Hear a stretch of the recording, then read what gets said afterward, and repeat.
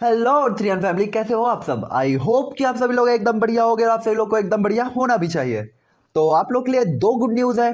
पहली good news ये है कि मैं रात भर जाग के और आज पूरे दिन मेहनत करके ये पता लगा लिया है कि आगे की नोवेल कहाँ से मिल सकती है। हालांकि थोड़ा सा हार्ड है, लेकिन आप लोग के लिए इतना तो कर ही सकता हूँ। हाँ, लेकिन मैं उसका लिंक रिवील नहीं कर पाऊंगा और ना ही आप लोग को बता पाऊंगा कि आप लोग को कहाँ मिलेगी, क्योंकि जैसा कि आप लोग को पता है कि कंपटीशन काफी ज्यादा हाई है और नोवेल की वाट लगाई जा रही है। तो मैं अगर लिंक रिवील कर दूंगा या नोवेल रिवील कर दूंगा तो आगे भी वही होगा जो अभी तक हो रहा है। इसीलिए हम लोग अपने तरीके से एक्सप्लेन करेंगे। आप लोगों को परेशान होने की कोई जरूरत नहीं है, क्योंकि मैं व्यूज के लिए एक्सप्लेन नहीं कर रहा। ये नोवेल मुझे पसंद है और जो चीज मैं एज्यूम कर रहा हूँ वो चीज आप एज्यूम कर पाओ, मैं इसलिए एक्सप्लेन कर रहा हूँ। तो चलो अब फटाफट से नोवेल को एक्सप्लेन करना स्टार्ट करते हैं। तो जैसा कि हम लोगों ने पिछले एपिसोड में देखा हुआ होता है कि जोयान फेंग जियान को बचा लेता है, लेकिन जोयान की बॉडी में आ जाता है पॉइजन, जिसे लिटिल फेरी डॉक्टर 3 दिन तक किस करके सॉल्व कर देती है। काफी लंबी किस थी। जिसके बाद हमने देखा हुआ होता है कि जोयान का ग्रुप बर्निंग एसेंस वैली की तरफ निकल गया था और स्कारलेट माउंटेन रेंज के पास उन्हें एक बंदा मिलता है जो कि ब्लैक फिगर था और वो जोयान पर अटैक करना स्टार्ट कर देता है। साथ ही साथ उसकी पावर जो थी वो ओरिजिन किंग लेवल पर थी, लेकिन उसी टाइम पे अपेयर होते हैं अपने एंसेस्टर जियो जुआन, जो कि उस बंदे की धर के वाट लगाते हैं। तो आप लोग को परेशान होने की जरूरत नहीं है, आप लोग देखो ये एपिसोड जहाँ पे उसकी वाट लगने वाली है। तो एपिसोड की स्टार्टिंग होती है जस्ट वहीं से। इस टाइम पे वो ब्लैक फिगर वाला पर्सन एंसेस्टर जियो जुआन की तरफ देखते हुए तुरंत ही कहता है तुम कौन हो। सॉरी, एंसेस्टर जियो जुआन उस मिस्टीरियस ब्लैक पर्सन की फिगर की तरफ देखते हुए कहते हैं आखिरकार तुम कौन हो और तुमने उस पर हमला क्यों किया। ये सुनकर वो ब्लैक फिगर तुरंत ही कहता है आपको जानने की जरूरत नहीं है, और इसके बाद उसकी ब्लैक जिनसेन क्वीन तुरंत ही उसकी बॉडी को कवर कर लेती है। ये सुनकर एंसेस्टर जियो जुआन कहते हैं मुझे जानने की जरूरत नहीं है, भले ही तुम मरने जा रहे हो तुम्हें कम से कम रीजन तो बताना चाहिए, लेकिन तुम ऐसा नहीं करना चाहते, इसीलिए अब मैं तुम्हें पीट पीट कर रीजन पता करूंगा। और इसके बाद जियो जुआन अपने राइट हैंड को फ्लिप करते हो, तुरंत ही अर्थ और हेवन के बीच में जिनसेन क्वीन फ्लैक्चुएट होना स्टार्ट हो जाती है और एक काफी पावरफुल एनर्जी स्टॉर्म क्रिएट होता है और इसके बाद बिल्कुल उस ब्लैक फिगर की तरफ बढ़ने लगता है। ये देखकर वो ब्लैक पर्सन भी पीछे नहीं हटता, बल्कि अपनी ब्लैक जिनसेन क्वीन को निकालकर तुरंत ही एनर्जी बैरियर क्रिएट कर देता है। हालांकि स्टॉर्म जैसे ही उसकी शील्ड से टकराता है तो काफी बड़ा फ्लैक्चुएशन वहाँ पे उठने लगता है, यहाँ तक कि वहाँ का माउंटेन रेंज भी पूरी तरीके से तहस नहस हो चुका होता है और बिल्कुल सपाट और चिकना मंच बन गया होता है।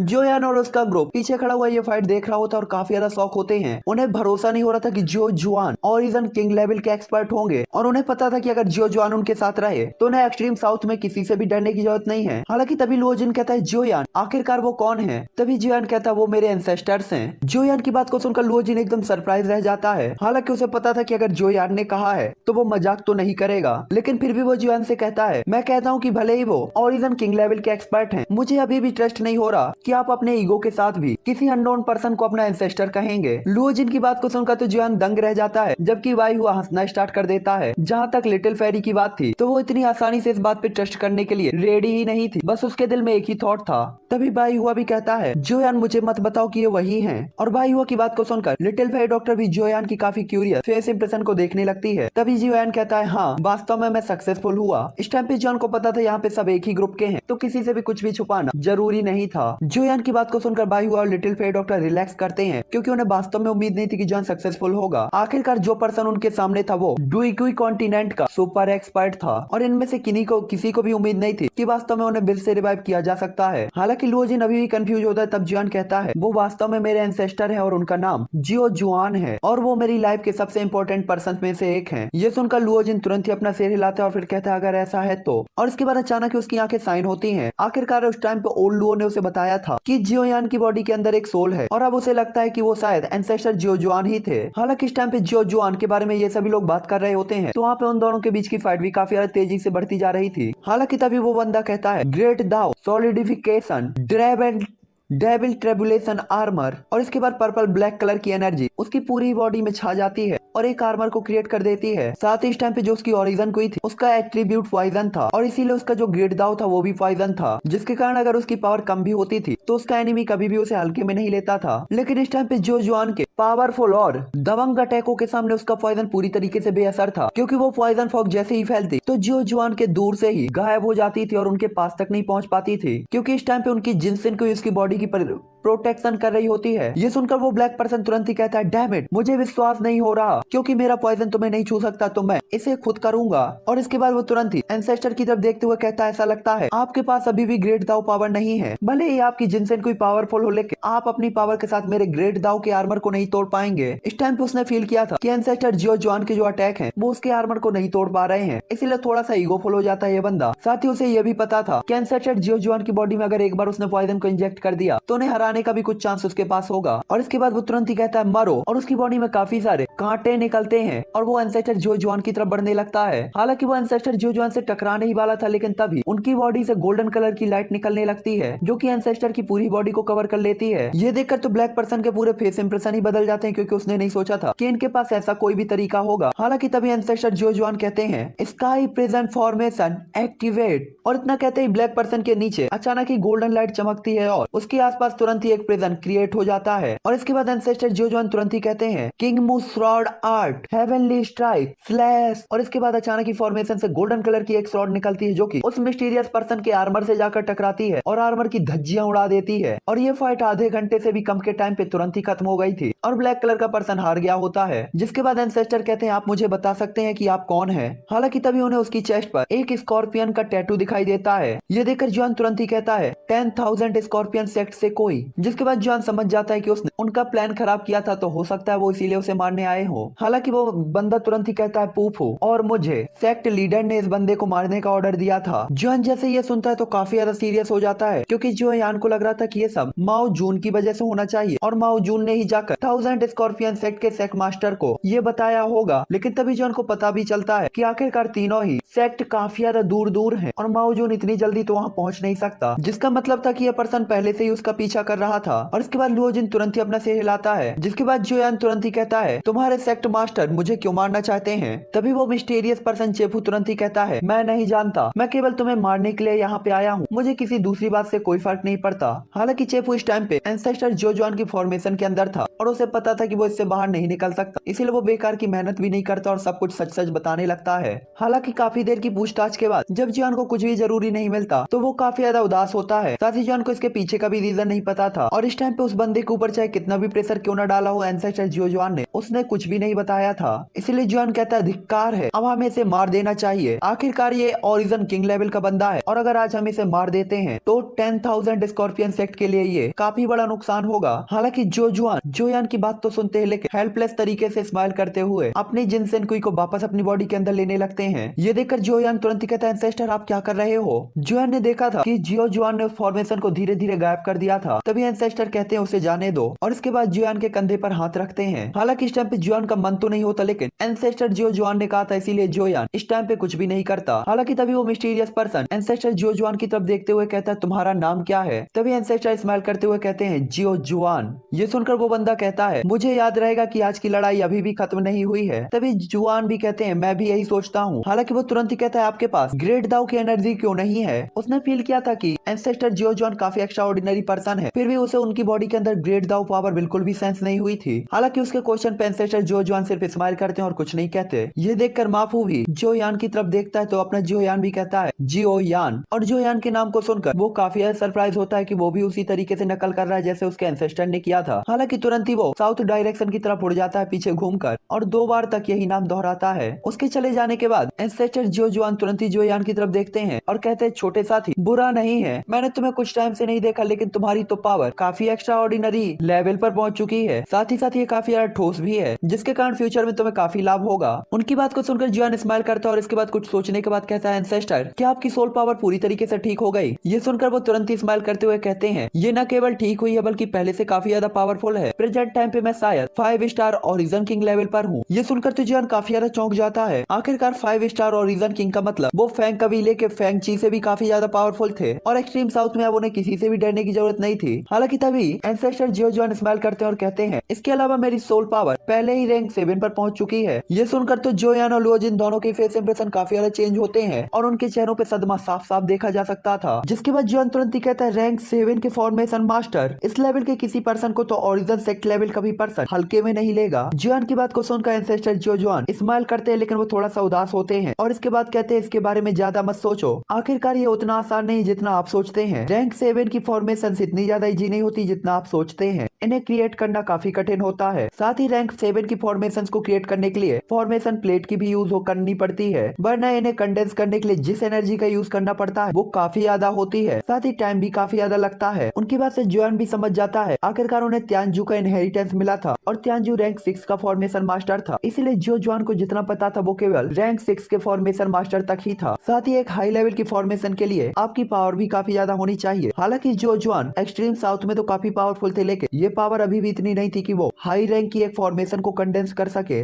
आखिरकार एक 5 स्टार ओरिजिन किंग लेवल का पर्सन कई सारी रैंक 6 की फॉर्मेशन को कंट्रोल कर सकता है, लेकिन वो रैंक 6 की फॉर्मेशन रैंक 7 की फॉर्मेशन को कंडेंस करने में केवल 50-50 के ही चांसेस होते हैं। और सबसे इम्पोर्टेंट चीज ये थी कि जो जुआन के पास प्रेजेंट टाइम रैंक 7 की फॉर्मेशन का कोई भी स्क्रॉल नहीं था, इसीलिए उनके लिए ये सीखना भी बिल्कुल इम्पॉसिबल था। हालांकि जो जुआन की बातें सुनकर लुओ जिन तुरंत ही कहता, वो एल्डर जो जुआन के पास हाई रैंक की फॉर्मेशन के स्क्रॉल नहीं है। और इसके बाद उसकी storage ring 3 seal pack scroll तुरंत ही चमचमाते हुए उसके हाथ में आ जाते हैं, जो कि वो एंसेस्टर जो जुआन की तरफ बढ़ा देता है। और इसके बाद कहता है, ये तीनों स्क्रॉल मेरे फादर ने मुझे दिए थे, उन्हें उम्मीद थी कि मैं जल्दी ही इनकी सील को ओपन करके इन्हें समझ पाऊंगा। हालांकि अभी मेरे लिए इन्हें रखना पूरी तरीके से बेकार है, और क्योंकि सीनियर को इनकी जरूरत है तो आप इसे मेरी तरफ से गिफ्ट समझ कर रख सकते हैं। ये देखकर जो जुआन तुरंत ही उन स्क्रॉल्स को एक्सेप्ट बिल्कुल भी नहीं करते, क्योंकि उन्हें पता था कि लुओ जिन जोयान का फ्रेंड है और ये जोयान के ऊपर भारी हो सकता है। हालांकि तभी जो जुआन जोयान कहता है, एंसेस्टर आपको चिंता करने की कोई आवश्यकता नहीं है, आप बस इन्हें एक्सेप्ट करो। ये सुनकर लुओ जिन भी कहता है, हाँ सीनियर, ये वही चीजें हैं जो आपको चाहिए। जब आपको इनकी जरूरत ना हो तो आप इन्हें मुझे वापस कर सकते हैं। हालांकि लुओ जिन ने यहाँ पे झूठ बोला था कि ये स्क्रॉल उसके फादर ने दिए थे, बल्कि ये तीनों स्क्रॉल उसके फादर ने उसके क्लेन के ट्रेजर से चुनकर उसे दिए थे। और साथ ही उसे ये भी कहा था कि वो इनमें से किसी भी स्क्रॉल को किसी को भी ना दे, क्योंकि ये तीनों ही फॉर्मेशन काफी ज्यादा पावरफुल थी और एक्स्ट्रा ऑर्डिनरी थी। हालांकि लुओ जिन ये स्क्रॉल जो जुआन को दे रहा था, क्योंकि वो उन्हें अपनी तरफ करना चाहता था। आखिरकार 3 स्क्रॉल के बदले एक रैंक 7 का फॉर्मेशन मास्टर और ओरिजिन किंग लेवल का वॉरियर, ये पहले ही काफी ज्यादा प्रॉफिटेबल था। हालांकि जोयान की बात को सुनकर भी जो जुआन थोड़ा सा झिझकते हैं, लेकिन वो स्क्रॉल ले लेते हैं। और इसके बाद उनका ग्रुप स्कारलेट माउंटेन रेंज के अंदर इंटर हो जाता है, और आइस सोल के कारण जो टेम्परेचर था वो भी काफी कम था। साथ ही जहाँ तक जोयान को पता था और फेंग जीकोंग ने बताया था कि burning flame valley scarlet mountain range के अंदर सबसे डीप एरिया में है। साथ ही फेंग चीनो ने बताया था कि यह कंपटीशन काफी सारे यंग जनरेशन के लोगों को अट्रैक्ट करेगी। हालांकि इस टाइम पे काफी सारे ग्रुप जोयान के ग्रुप की तरफ से ही जा रहे होते हैं, और साथ ही एक ग्रुप तो काफी स्पीड के साथ जा रहा था। और उस ग्रुप के एक पर्सन को, जो कि उस ग्रुप को लीड कर रहा था, जोयान जैसे ही देखता है तो तुरंत ही अपने नजरों को हटा लेता है, क्योंकि उसने पावरफुल ऑरा फील किया था जो कि ओरिजिन किंग लेवल के एक्सपर्ट का था। ये देखकर जोयान खुद से ही कहता है कि मैं पिछले कुछ दिनों के अंदर 3 ओरिजिन किंग लेवल के वॉरियर से मिल चुका हूँ। सच में एक्सट्रीम साउथ काफी ज्यादा पावरफुल है। हालांकि जोयान को पता था कि अगर ये जगह खतरनाक है तो ये ट्रेनिंग करने के लिए भी सबसे अच्छी जगह होनी चाहिए। हालांकि 2 घंटे तक कंटिन्यू उड़ने के बाद वो माउंटेन रेंज के मेन एरिया में पहुंचते हैं, जहाँ पे बर्निंग फ्लेम वैली का हेडक्वार्टर था। और इस टाइम पे जोयान जैसे ही अपने सामने के सीन को देखता है तो वो बिल्कुल वैसा ही होता है जैसा कि फेंग जीकोंग ने उसे बताया था, क्योंकि जोयान ने देखा था अब तक वो आया था जहाँ से पूरी तरीके से एक डेजर्ट एरिया और कटा पटा पहाड़ था, लेकिन उसके सामने का सीन हरा भरा जंगल जैसा था। यहाँ पे पहाड़ की ऊंची चोटियां थी, पेड़ पौधे थे जिनमें फ्लावर्स की स्मेल आ रही होती और चिड़िया चहचहा रही होती हैं, और ये पूरी तरीके से एक अलग ही दुनिया लग रही थी। ये देखकर वो सभी लोग एक दूसरे को देखते और स्माइल करते हुए कहते हैं, मैंने कभी नहीं सोचा था कि इन बंजर पहाड़ों के अंदर भी एक ऐसी दुनिया होगी। वास्तव में बर्निंग फ्लेम वैली एक पावरफुल सेक्ट होने के लायक है। चलो अंदर चल के देखते हैं। और इसके बाद वो सभी लोग तुरंत ही माउंटेन रेंज के अंदर जाने लगते हैं। इस टाइम पे जॉन उस जगह पर पहुंच के देखता है कि एक चट्टान के ऊपर लिखा हुआ है बड़े बड़े वर्ड में बर्निंग फ्लेम वैली। और इस टाइम पे जॉन के ग्रुप के आसपास काफी सारे ह्यूमन फिगर्स और काफी सारे ग्रुप और लोग थे जो कि इसी सेक्ट कंपटीशन को देखने के लिए आए हुए थे। और उन्हें देखकर जॉन को समझ में आ जाता है कि सेक्ट टूर्नामेंट का जो अट्रैक्शन है वो कितना बड़ा है। और यहाँ पे जॉन ने फील किया था कि जितने भी लोग आए हैं उनमें से ज्यादातर ओरिजिन ट्रांसफॉर्मेशन लेवल तक पहुंच चुके हैं, और कम से कम 100+ रिटेंडेंस एक्सपर्ट भी हैं। साथ ही कुछ ऐसे लोग भी थे जिनका जोयान ऑरा फील नहीं कर पा रहा था, जिसका मतलब था कि वो ओरिजिन किंग लेवल के एक्सपर्ट्स होने चाहिए। और एक सेक्ट कंपटीशन के अंदर इतने पावरफुल लोगों का इकट्ठा होना पहले ही किसी को चौंकाने के लिए काफी था। जिसके बाद जॉन को समझ में आता है कि बर्निंग फ्लेम वैली का जो फाउंडेशन है वो कितना स्ट्रॉन्ग है, जो इतने पावरफुल लोगों को भी अट्रैक्ट कर सकता है अपनी तरफ। इस टाइम पे जैसे ही जोयान का ग्रुप नीचे पहुंचता है तो बर्निंग फ्लेम वैली के डिसाइबल्स सभी गेस्ट का वेलकम कर रहे होते हैं, और साथ ही साथ कुछ डिसाइबल थे जिनके पास एक ड्यूटी थी कि जिनके पास इन्विटेशन कार्ड है उन्हें वो अलग तरीके से अलग जगह से ले जा रहे होते हैं, क्योंकि आखिरकार यहाँ पे उन्हें अपनी सिक्योरिटी का भी ख्याल रखना था। साथ ही यहाँ पे सभी डिसाइबल्स और सभी गेस्ट एल्डर्स की निगरानी में भी होते हैं। हालांकि ये तरीका कुछ कड़ा तो था, लेकिन ये आखिरकार उनकी बैली की सेफ्टी के लिए था, इसीलिए कोई भी इस पे ज्यादा कमेंट नहीं करता। साथ ही साथ बैली के अंदर जाने वालों के लिए हर किसी के पास एक जेट टैबलेट मिल रही होती है, जिसमें कुछ वर्ड्स लिखे हुए थे। और जब जोयान को ये टोकन मिलता है तो उसमें भी लिखा हुआ था गैंग 24। ये सुन देखकर जोयान तुरंत ही कहता है, क्या मैं पूछ सकता हूँ कि ये क्या है? इस टाइम पे जोयान सरप्राइज भी था और वो सोच रहा होता है कि शायद लोगों को गिनने के लिए ये इस तरीके का यूज करते हैं। हालांकि जोयान की आवाज को सुनकर वो डिसाइबल तुरंत ही स्माइल करता है और रिस्पेक्टेड वे में कहता है, मिस्टर ये नंबर जो आप देख रहे हैं वे आपके ग्रुप का सीक्वेंस है जो कि इस माउंटेन के अंदर गए हैं, और ये जेट टैबलेट जिसके पास भी होता है वो किसी को चैलेंज कर सकता है, और जब तक आप जीत सकते हैं तो आपको वो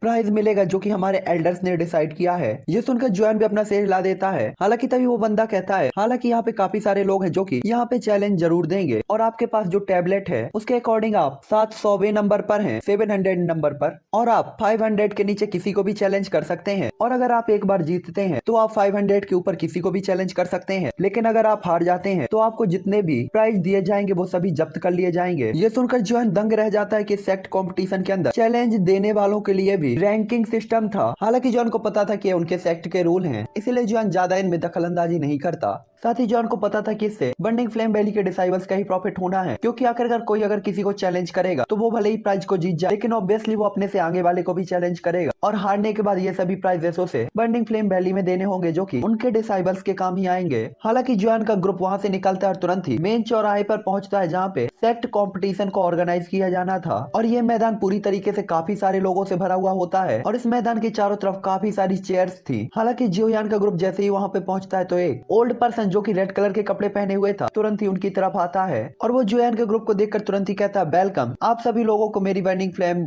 वैली के सेक्ट कंपटीशन बहुत बहुत स्वागत है। क्या मैं जान सकता हूँ कि आपके पास जेट टोकन है? अपने सामने के एल्डर की बात को सुनकर जोयान तुरंत ही अपनी स्टोरेज रिंग से एक जेट टोकन को निकालता है। ओल्ड मैन जैसे ही उसे देखता है तो तुरंत ही कहता है, नंबर गैंग 24, और इस टाइम पे उसके साथ उसका ऑरा भी फ्लक्चुएट होता है, और उसके ऑरे से जोयान तुरंत ही प्रेशर फील करने लगता है और कहता है, ओरिजिन किंग लेवल का एक्सपर्ट। और इस टाइम पे जोयान ने फील किया था कि पिछले जितने भी ओरिजिन किंग लेवल के एक्सपर्ट को उसने देखा था उनके सामने ये ओल्ड मैन काफी पावरफुल था, और जोयान को पता था कि अगर फ्यूचर में किसी ऐसे एक्सपर्ट के साथ उसकी फाइट होती है तो वो उनके लिए मैच नहीं होगा, जिसके कारण जोयान तुरंत ही सोचता है कि साउथ रीजन के अंदर एक और हेवनली फ्लेम है, रेड लोटस फ्लेम, ये होंगलियान। ऐसा लगता है कि इस मामले के खत्म होने के बाद मुझे आपकी तलाश करनी होगी। ओल्ड गुयू और हाइमोचेंग दोनों ने ही बताया था कि होंगलियान एक्सट्रीम साउथ में है, लेकिन जोयान को होंगलियांग से रिलेटेड कोई भी न्यूज अभी तक नहीं मिली थी। हालांकि तभी वो एल्डर कहते, चलो आप सभी लोग मेरे पीछे आओ, मैंने आप लोगों के लिए सीटें पहले ही तैयार कर रखी हैं। और इसके बाद जोयान तुरंत ही उन्हें फॉलो करने लगता है। तभी वो ओल्ड मैन कहते, मुझे नहीं लगता कि आप पहले एक्सट्रीम साउथ से हैं। ये सुनकर जोयान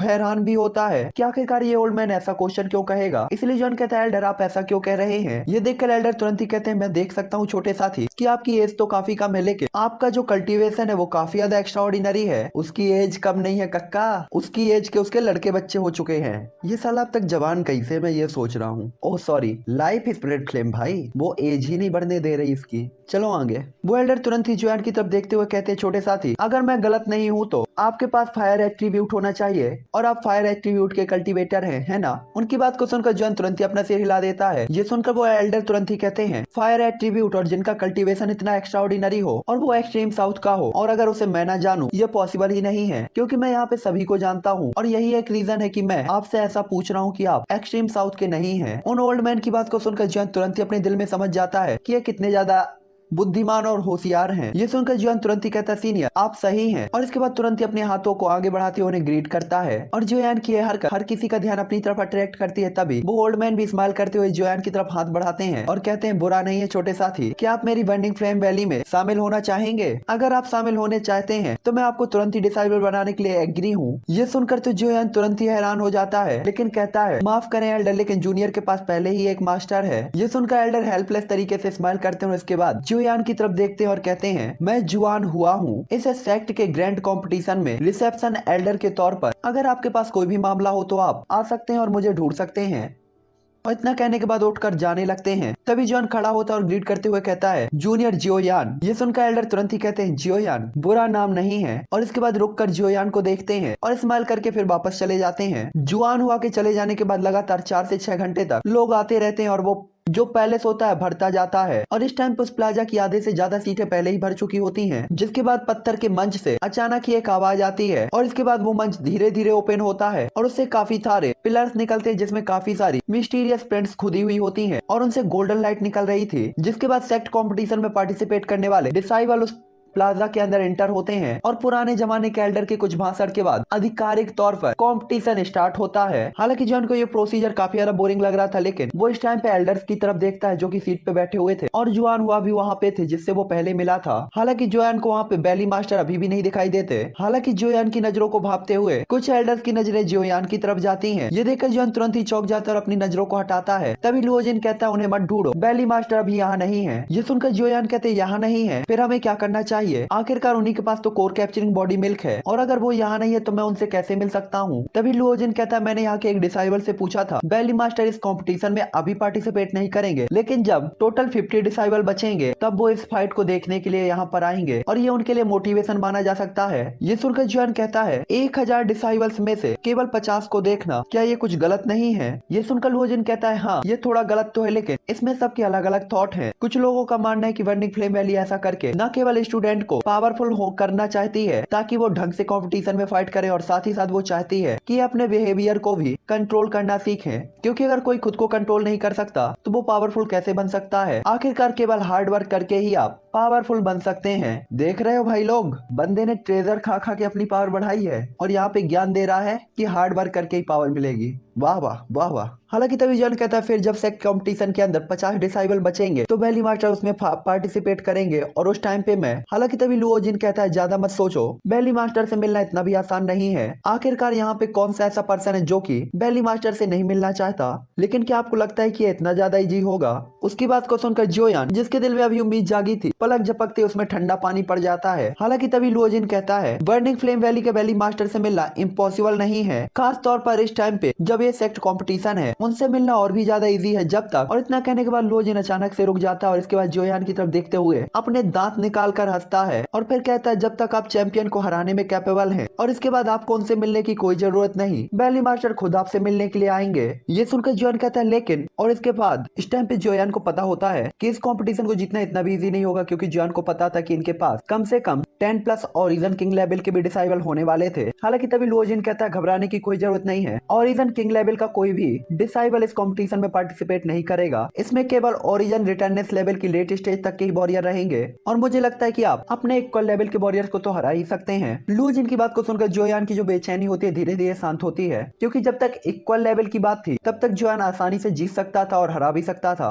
हालांकि इस टाइम पे उस स्टेज के अंदर की फाइटें भी पहले ही स्टार्ट हो चुकी थी और लोग एक दूसरे के साथ फाइट करना स्टार्ट कर चुके थे। सिर्फ टक्करों की और अटैकों की आवाजें सब सामने और चारों तरफ फैल रही होती हैं। हालांकि इस टाइम पे जोयान इस फाइट से बिल्कुल भी नहीं घबराता, क्योंकि उसने काफी सारे लाइफ और डेथ के बैटल ऑलरेडी फेस कर लिए थे, तो ये तो जोयान के लिए काफी नॉर्मल फाइट ही लग रही थी। इसीलिए जोयान तुरंत ही अपनी चेयर पे आराम से बैठता है और आंखें बंद करके सोने लगता है। हालांकि लुओजिन ने देखता है लेकिन कुछ भी नहीं कहता। ये देखकर तो जोयान की हरकतों से काफी लोग सरप्राइज होते हैं, क्योंकि भले ही सामने की फाइट उसे ना देखनी हो, लेकिन बर्निंग फ्लेम वैली के रिस्पेक्ट में तो कम से कम वो जागता। हालांकि तभी दूसरा बंदा कहता है मुझे मत बताओ कि वो बच्चा जानबूझकर ऐसा दिखावा कर रहा है, क्या यहाँ पे ये किसी से भी नहीं डरता? तभी दूसरा बंदा कहता है हो सकता है उसके पास स्ट्रेंथ हो, और जब तक पावर है किसी से डरने की क्या जरूरत? जिस पे पहला बंदा तुरंत ही कहता है तो अगर पावर है तो फिर वो फर्स्ट रो पे क्यों नहीं बैठा, पीछे क्यों बैठा है? हालांकि टाइम जैसे जैसे बीत जाता है तो एक दिन बीत चुका होता है और लगभग 1/4 डिसाइबल गेम से बाहर हो चुके थे और इसके बाद बाकी के बचे हुए लोगों की फाइट काफी ज्यादा फास्ट हो जाती है, क्योंकि ये डिसाइबल्स और भी ज्यादा पावरफुल थे। हालांकि तभी एक बर्निंग फ्लेम वैली का पर्सन आता है और जोयान को कहता है क्या आपकी हरकतें कुछ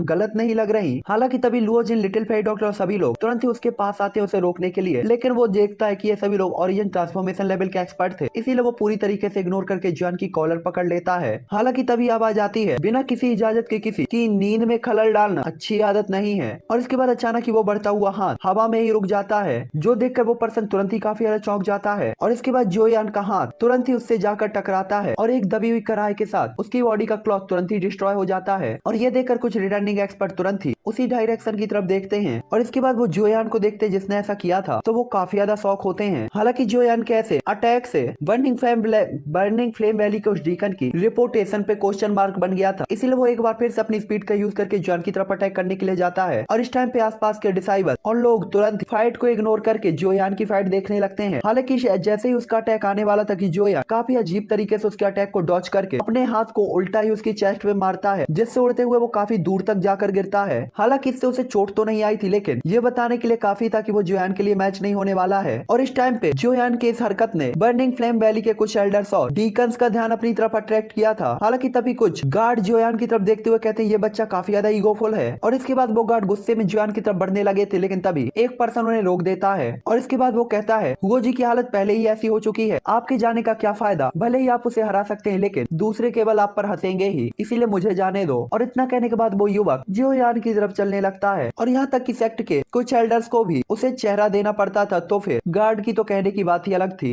इसीलिए वो गार्ड तुरंत ही पीछे हट जाते हैं। और इसके बाद वो पर्सन जोयान की तरफ बढ़ता है, उसकी आंखों में दुश्मनी नहीं लेकिन चेहरे पे एक स्माइल होती है। हालांकि तभी हुओ जी टूटी हुई कुर्सी से उठकर जोयान के ऊपर अटैक करने वाला था, लेकिन वो पर्सन तुरंत ही उसे रोक देता है और इसके बाद जोयान को देखते हुए तुरंत ही ग्रीट करता है और इसके बाद कहता है यंग फ्रेंड, ये अभी भी मेरी बर्निंग फ्लेम वैली की गलती है, मैं केनियान हूँ और मैं उसे आपसे माफी मांगने के लिए जरूर लाऊंगा। जैसे उसका नाम सुनते सभी लोग तो तुरंत ही आपस में बातें करने लगते हैं कि केनियान, ये केनियान है जो कि बर्निंग फ्लेम वैली के टैलेंटेड डिसाइबल्स में से एक है। न केवल इतनी कम एज के अंदर वो लेट रिटर्नेंस लेवल पर पहुंच गया, बल्कि वो काफी ज्यादा टैलेंटेड भी है, यहाँ तक कि एक ही लेवल का कोई भी पर्सन उन्हें हरा भी नहीं सकता। और शायद इस टाइम के सेक्ट टूर्नामेंट के फर्स्ट स्टेज के सबसे मजबूत दावेदार भी यही हैं। और इसके बाद सभी का ध्यान उसी के ऊपर आ जाता है। हालांकि बर्निंग फ्लेम वैली में सबसे पावरफुल होने के नाते केनियान को ये सब चीजें मिलना एक नॉर्मल बात थी। आखिरकार बाहरी लोगों की तो बात छोड़ दीजिए, खुद एल्डर भी उसकी काफी रिस्पेक्ट करते थे और उसे ही वैली का नेक्स्ट उत्तराधिकारी माना जाता था। हालांकि जैसे ही जोयान आसपास के लोगों की बात सुन लेता है तो वो भी अपने सामने वाले पर्सन को हल्के में बिल्कुल भी नहीं लेता,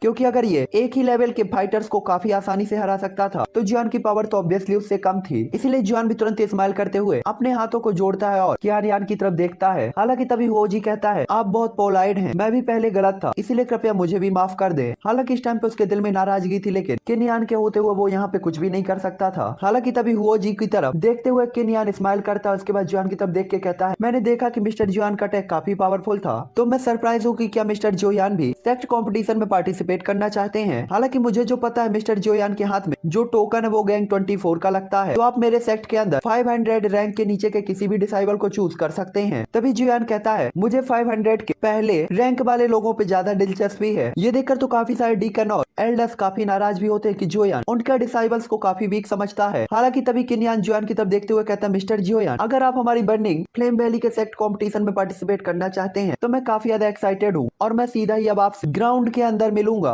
अब इतने सभी लोगों के सामने केनियान ने जोयान को चैलेंज किया था, तो जोयान इसे इग्नोर तो बिल्कुल भी नहीं कर सकता था, वरना न केवल उसकी बदनामी होती बल्कि लोग उसका मजाक भी उड़ाते। और जोयान समझता था कि सामने वाले का टारगेट भी यही है। केनियान यहाँ पे उसे डराना चाहता था। हालांकि जोयान तुरंत ही कहता है ठीक है, मैं तुम्हें एरिना में ही मिलूंगा। और इसके बाद एक सेटिस्फाइड स्माइल जोयान के चेहरे पर आ जाती है। ये देखकर सभी एल्डर मजाक में और काफी इमोशनल तरीके से जोयान को देखते हैं कि वो वास्तव में केनियान को हराएगा, वो भी अपनी स्टार्टिंग रिटर्नेंस की एक्सपर्ट की पावर के साथ। इस टाइम पे तो सभी ने केनियान को जीता हुआ मान लिया होता है और उन्हें लगता था कि जोयान अपनी लिमिट नहीं जानता। तभी कुछ लोग कहते हैं ये लड़का कितना ज्यादा लापरवाह है, हम एल्डर केनियान की बजाय खुद उस लड़के से क्यों नहीं लड़ते, आखिरकार वो ब्रदर केनियान का ओपोनेंट होने के लायक नहीं है। और इसी तरीके से बर्निंग फ्लेम वैली के काफी सारे डिसाइबल्स आपस में ही बात करने लगते हैं और जोयान को डिसरिस्पेक्टेड वे में देख रहे होते हैं। उसी टाइम पे जोयान और केनियान भी आपस में कुछ बातें करते हैं और इसके बाद केनियान जाने वाला था, क्योंकि पार्टिसिपेट के तौर पर वो यहाँ ज्यादा देर नहीं रुक सकता था। हालांकि वो जैसे ही घूमता है कि तभी जोयान कहता है ब्रदर केनियान, क्या आप कुछ देर रुक सकते हैं। ये देखकर केनियान तुरंत ही कहता है क्या कुछ और है मिस्टर जोयान। तभी जोयान कहता है ये कोई बड़ी बात नहीं है। हालांकि हमारी सीटें डीकन के उस अटैक ने ज्यादा तो घायल नहीं किया किसी को, लेकिन हमारी सीटें डिस्ट्रॉय हो चुकी हैं और बर्निंग फ्लेम वैली अपने गेस्ट को खड़ा तो नहीं होने देगी। जोयान की बात को सुनकर केनियान काफी ज्यादा चौंक जाता है, जिसके बाद वो तुरंत ही पूरे प्लाजा को देखता है, लेकिन फर्स्ट रो के अलावा कहीं भी सीटें खाली नहीं थी। और अगर जोयान का ग्रुप सीटें बदलना चाहता है तो केवल। और इसके बाद केनियान थोड़ा सा झिझकता है और जोयान के ग्रुप की तरफ देखता है और हाथ जोड़कर कहता है मुझे खेद है, क्योंकि ये मामला है तो आप सभी लोग फर्स्ट रो में बैठ सकते हैं। ये देखकर आसपास के लोग तुरंत ही कहते हैं ये कैसे हो सकता कहता है रूल के अकॉर्डिंग फर्स्ट रो में केवल बर्निंग फ्लेम वैली के काफी ज्यादा रिस्पेक्टेड गेस्ट ही बैठ सकते हैं या फिर उनकी पावर कम से कम ओरिजिन किंग लेवल पर होनी चाहिए। अगर इन लोगों की चेयर डिस्ट्रॉय हो गई है तो हम इनके साथ चेयर चेंज करने के लिए रेडी है, लेकिन उन्हें वहाँ बैठने का क्या अधिकार। और इन आवाजों को सुनकर काफी सारे डीकन्स के भी फेस इंप्रेशन चेंज हो जाते हैं क्योंकि फर्स्ट रो के गेस्ट का रिस्पेक्ट उन्हें करनी पड़ती थी और जोयान ने तो उनके एक डीकन को पीटा था। भला वो जोयान के साथ ऐसे रिस्पेक्टेडली बिहेव कैसे कर सकते थे और उसे फर्स्ट रो पे कैसे बैठने दे सकते थे। हालांकि तभी किनियान कहता है आपने कुछ गलत किया तो माफी मांगना सही है। हालांकि अभी मैंने कहा कि मिस्टर जोयान और बाकी सभी लोग फर्स्ट रो में बैठेंगे तो क्या आपको कोई आपत्ति है। और इसके बाद पीछे मुड़कर डीकन्स को देखता है तो डीकन कहते परंतु तभी अचानक एक आवाज आती है कोई जरूरत नहीं, किनियान जैसा कहता है वैसा ही करो। और ये सुनकर वो डीकन तुरंत ही चुप हो जाते क्योंकि ये आवाज जुआन हुआ की थी। और जैसे ये आवाज फैलती है सभी लोग तुरंत ही चुप हो जाते हैं और जोयान का ग्रुप फर्स्ट रो की तरफ बढ़ जाता है। हालांकि जोयान की हरकतों ने काफी लोगों का ध्यान भी अट्रैक्ट किया था, यहाँ तक कि ओरिजिनल किंग लेवल के एक्सपर्ट भी जोयान के बारे में जानना चाहते थे क्योंकि जोयान की बॉडी के आसपास हल्की सी धुंध जैसी एक परत थी और वो भी जोयान की पावर का पूरी तरीके से अंदाजा नहीं लगा पा रहे थे क्योंकि जोयान ने ब्लैक कलर का डोपेंग पहना हुआ था। गाइस ये एपिसोड मैं यहीं पे एंड करता हूँ क्योंकि घर में काफी सारे गेस्ट आ गए हैं, तो मैं मिलता हूँ आपसे नेक्स्ट एपिसोड पे। अगर मेरे पास टाइम रहा तो 10 से 5 मिनट का एपिसोड जरूर आएगा, तो अभी माफ़ करना। Okay bye bye three and family. मैं एक एपिसोड और एक्सप्लेन करने वाला